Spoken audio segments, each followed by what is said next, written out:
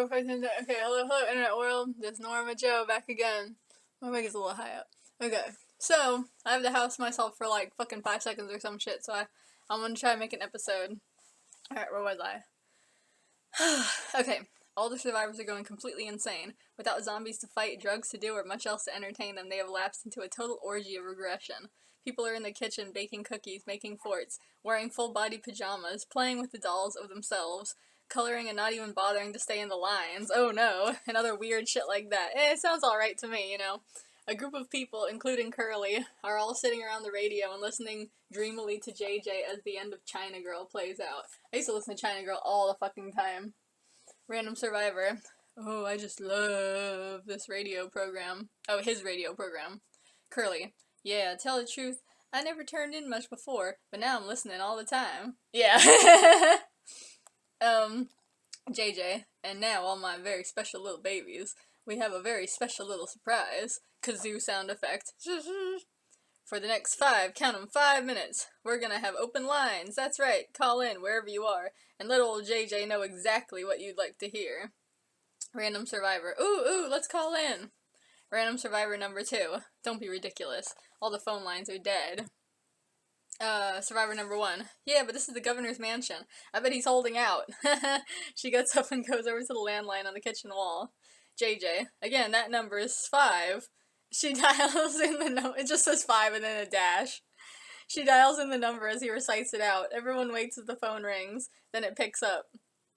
JJ. Hello? You're my lucky caller. Woo, am I glad you called. What's your name? Survivor number 1. My name's Marsha. Oh, this is the origin of Marsha. Marsha is a main character in the next story. Everyone else starts getting all excited and gallivanted that she actually got through to him. JJ. Marsha, what a beautiful name. Where are you calling from, baby? Marsha, just outside Atlanta. We're at the governor's mansion. I wonder where the governor's mansion really is in, Georgia. Is it like a tourist attraction like it is here? Or, I don't know. JJ. There's more of you? Oh, good lord, yes. My prayers have been answered. Have they ever been answered? Everyone starts yelling their names and hellos from the background, wanting to talk to JJ. Marsha shushes them all and then gets back on the phone. JJ, starting to get a little frantic.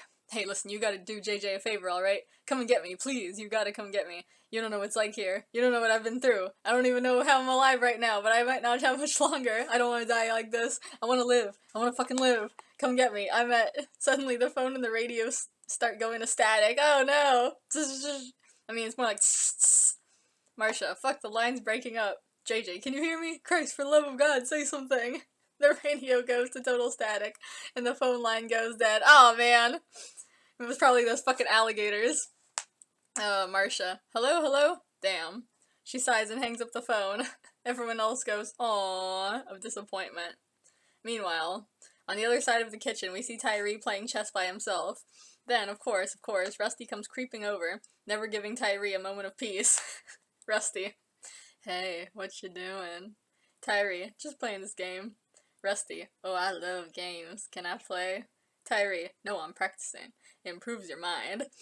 I'm pretty sure that's a line from Tales from the Crypt when it's like this it's this weird episode about this white guy going to Haiti, I think, or one of those islands, and, you know, of course he gets caught up in witchcraft and stuff. So he's trying to fucking take this black pearl that, you know, he's trying to take it off the island, but he shouldn't, and then, there's just this part where, like, you know, because he has a fucking sexy romance, because it's Tales from the Crypt, he has a sexy romance with this black lady, and they're playing chess. Or no, they're playing checkers, or... They're playing chess or checkers, I can't remember. But anyways, the point is, he is a redhead, so he goes, Red King takes Black Queen, and then they, like, fucking have sex. It's so fucking stupid, but...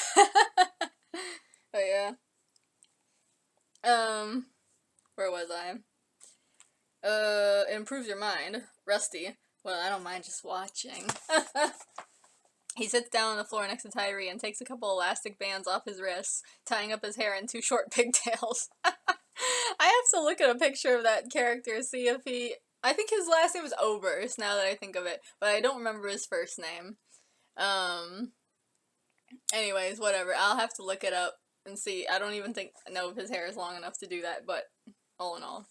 Tyree, ugh, do you have to hang around? He looks over at Rusty then and sees him with the pigtails. At first he looks irritated, but then he softens up and smiles. Tyree. I can't even lie. That's cute as shit. See, Rusty used his dark magic to like figure out how to turn guys on. He looked over at Rusty then. Oh wait, I just read that. Rusty's cheeks blush and he gets all shy and cutesy.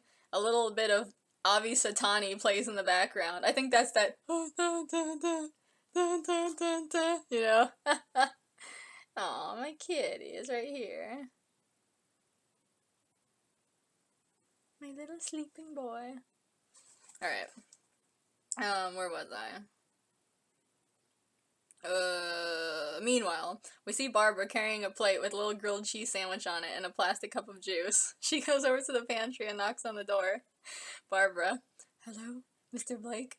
Are you hungry? I brought you something. I don't think anyone calls him Mr. Blake except for her. No answer. She pauses and goes ahead and opens the pantry door. Barbara. Are you sleeping? She looks around the pantry, but he's gone. Fucking gone. The pantry is empty. Barbara. Oh. Flyboy comes over then and peeks in. He picks up the grilled cheese and takes a bite. Flyboy. Yeah, that's a problem. Cut back to just outside the fence, where Daryl and Blade are still camped out. Daryl. Okay, explain this whole thing to me again. Why are we going back into the mansion? Why can't we just leave? Blade sighs irritated. Because, you dumb, spit-sucking bitch. Which would you rather do? Drive around going nowhere with no gas, no food or anything, or stick around here where you got everything you need?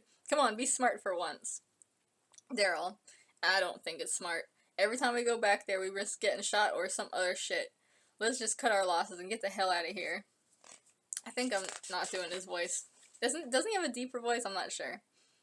Maybe it's not deep. Maybe it's just that, you know, that, what is that? The fucking video game voice where everyone talks kind of whispery. Like, hey man, nah, nah, nah, like that. Blade growls at him. He grabs Daryl by the front of the shirt suddenly and gets all in his face. What a surprise. Blade, listen up, smartass. I make the calls around here. Or did you forget who's boss? So button up those snappy little lips before I slap the brains out of your ears. You got me? How many fucking times has this happened to Daryl? Daryl just looks back at him, but he doesn't dare talk back. Blade, let's go of him. That's more like it. Now go get me a goddamn beer. Daryl. Later that night, all the survivors are cuddled up in the governor's bedroom, not seeming to give a shit that he's missing and on the loose. They got like 20 people smushed up and piled on the twin mattress, watching the ratchet-ass VHS movies that the governor was making. Random ass survivor. Oh, Young Guns! Look, you guys, this one stars me! He and all his friends squeal laugh with excitement. Over in the corner, Tyree, Rusty, and Pretty Boy are playing with the Ouija board. Damn, remember Pretty Boy? She's been in the background for a while now. Have we not heard from Pretty Boy in a while? I guess I didn't notice. I mean, she's mute, so, you know. Oh, and you know, as usual, Rusty looks at the audience. Well, it's not like you can give her lines. See, I just shouldn't even say anything. Pretty Boy gives him a dirty look. Rusty. What? It's true, though. Tyree. Come on, break it up. Let's use this thing to read her mind. Rusty. Okay. Pretty Boy nods. They all put their hands on the slidey thing. Pretty Boy closes her eyes like she's channeling psychic waves. Their hands all slide around the board on the slider thing as Rusty and Tyree read it out. Rusty and Tyree. Youreans. I'm pretty sure she's saying, like, you're an asshole or something like that. Let me see. Y-O-U. Okay, that's you. R-E-A-N.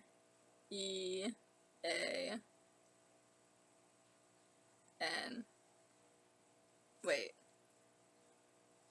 Y-O-U. Okay, that's you. That's you. R-E-A. Re-N. Reen. A. Reen. A-S.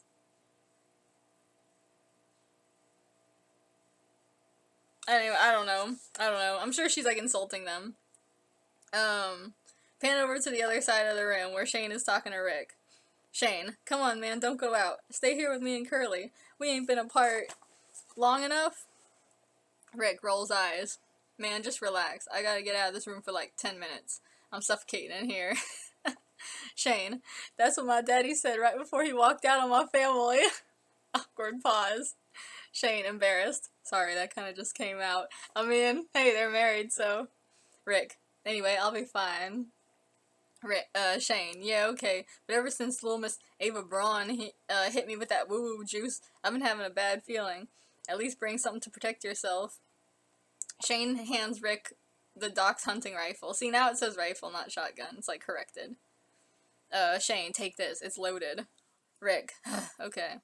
He takes the gun and goes out into the hall. The bedroom door shuts behind him. Outside in the rest of the manor, all the lights are turned off and the halls are dark. Rick turns on a flashlight and starts wandering around, heading downstairs. Rick muttering to himself. Bad feeling. Psh.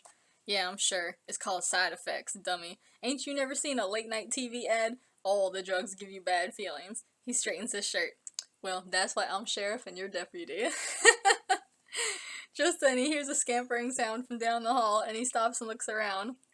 But when he shines his flashlight, he sees it's just a big-ass rat running down the blood-stained hall. God, this place must smell so bad.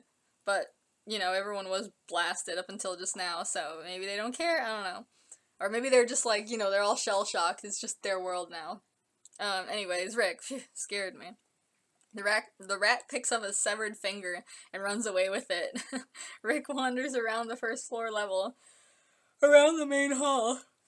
He hears something from the kitchen then, and sees a small light coming out of the kitchen doorway from the fridge. See, once again, them having electricity, so whatever. But like they said, you know, maybe the governor's mansion has its own generators just in case of some natural disaster or some shit, so you never know. I can see that happening.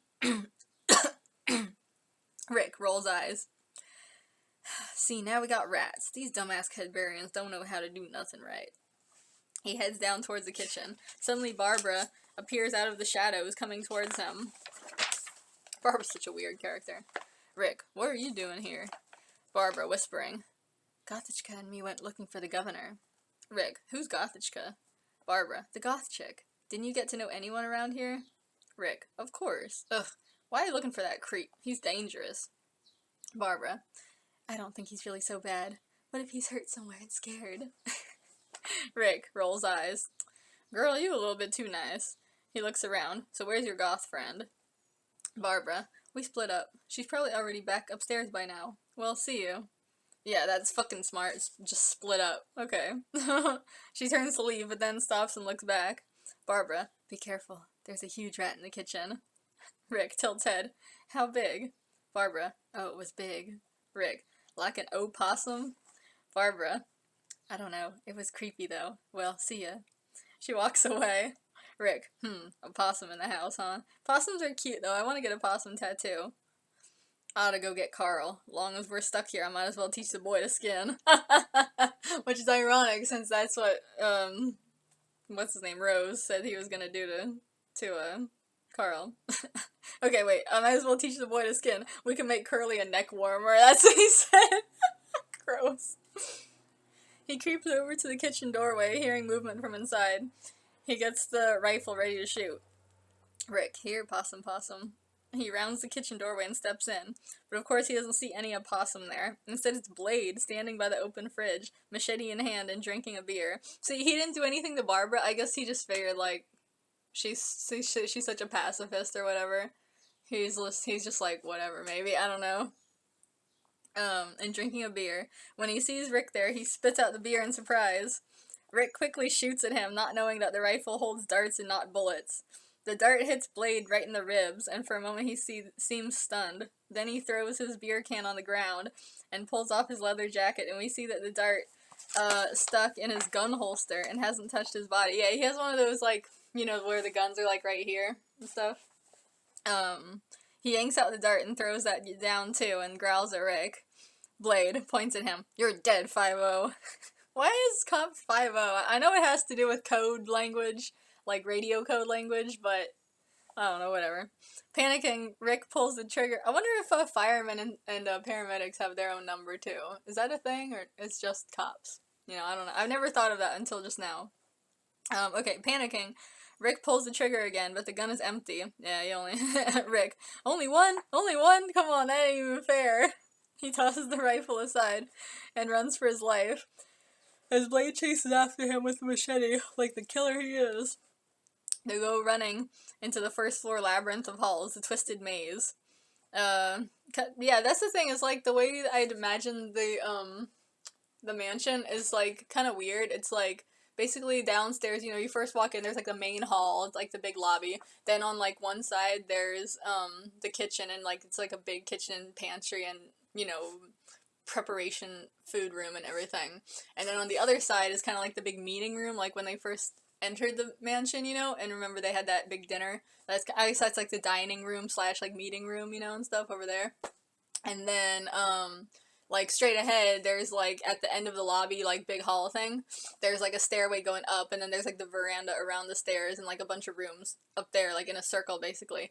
But then under the staircase there's like a door that leads further, and then when you go into that area you wind up in just like this labyrinth of hallways. It's like the fucking like you know, the maze from Greek mythology. So yeah, anyways, that's how I imagine it to be. And of course in that labyrinth there's like other rooms coming off the hallways and stuff like that. So that's how I pictured it to be. Then of course underground you have like the arena and then all that. So, you know, anyways, yeah.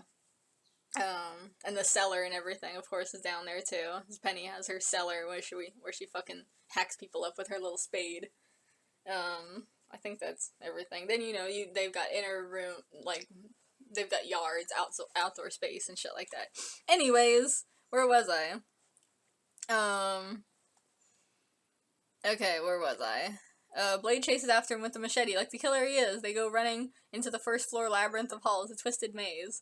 Cut back to upstairs. All the childish survivors are watching the governor's version of Friday the 13th. Oh, we got a little parallelism. You know, I really love parallelism so much, but it's so much easier to do in a movie or a show, like a visual medium, than trying to do it in writing. But I tried, so, okay. Marcia. Run, baby, run! Run away from Jason! Luva. On budget. Umirat. I think that means he's gonna die. Tyrone. Man, come on, girl. Spoilers. Meanwhile, on the other side of I really wish I had not named Tyrone Tyrone. I'm really regretting that now, but I don't know what I was thinking at the time. It's because of fucking, what's his name? The comedian, and he had that character, Tyrone Biggums, you know? What is his name? It's like spacing me at the moment, but you know, a really famous comedian dude, and he had that character. He's like Tyrone Biggums and all that shit. I think that's who I named him after, but I really shouldn't have. I should have named him fucking anything else in the world, because why do we have to have two men whose names both start with Ty? Okay, that's just confusing, you know? Anyways, whatever. Who cares? And they're both dating white people, which is interesting. Anyways, whatever. We'll not last on this too long. Where was I? Meanwhile, on the other side of the room, Carl's up to his old tricks again, playing the 5-finger knife game with a kind of sad and lonely expression on his face. Aww. Kyoko, you're good at that. Carl, yeah. Just then, I wonder is Kyoko like a real name? I think I must have looked it up, because after the fucking whole Mori incident, Muli, I mean, not Mori, I fucking check things now, or something, so I wonder if is Kyoko like, I think Kyoko is like a real name from Japan, right? It's not just a fucking made-up word that means, like, eat my ass or something like that, you know? Anyways, where was I? Kyoko, you're good at that. Carl, yeah. Just then, Michonne and Andrea come over and sit down beside him. Kyoko ducks down under the table. Michonne, keeping them old reflexes sharp, huh? Carl, yup. Michonne, well, I ain't gotta ask if you're feeling quick, but are you feeling lucky? Are you feeling lucky, punk? Carl looks up, huh? Michonne lays a couple Snickers bars on the table. Michonne, I wager this chocolate against you in a friendly duel. You see, I'm known to be skilled with a pocket knife myself. Andrea, woo, full-size candy bar challenge. Yeah, this is something I think my sister and my dad told me from the real show, that Michonne and Carl were playing some game where the winner gets chocolate or some stupid shit like that. So, I don't know. Michonne nods. Yep, you beat my time, you get the candy. Carl, and if I lose? Michonne, you got to rub my feet. and good. Why does everyone always want their feet rubbed? Okay, this is gonna go over 20 minutes slightly, but I just have to say this shit. Okay, like, it's always, like, I thought this was funny at the time, but now it's just so overdone. I feel like it's just like, oh god, another foot rubbing bullshit thing. Like, okay, like, there's, because I remember when I finally got around to watching, Death Proof, and I only watched Death Proof, like, last year or maybe 2 years ago, I can't remember, but recently, you know, and it's fucking over 10 years old now. So I finally watched it, fucking Death Proof, and there's a part in that where the girl is like, I can't remember, it's like, oh, it's because they want to drive the car around or something, and she's like, oh, if you let me ride it, I'll like rub your feet and stuff, and then the other girl's like, you have to not only rub my feet, but you have to like shower me and you have to like put lotion on my ass or something like that is what she said. It was funny, but it was just like, I've just heard the foot rubbing thing so many times now. I'm just like, and then fucking Black Jesus had a whole episode about rubbing feet, but that was actually funny. That was a really good episode. So anyways, let's end this now.